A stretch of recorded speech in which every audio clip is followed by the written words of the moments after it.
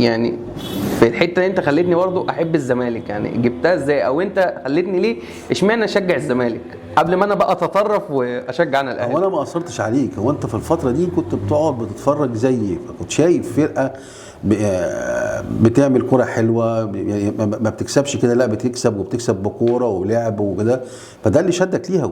وهو كان راكب الدوري، فاكر واخد الدوري سنتين ورا بعض، فكان في الفتره دي كانت فتره تانية خالص يعني.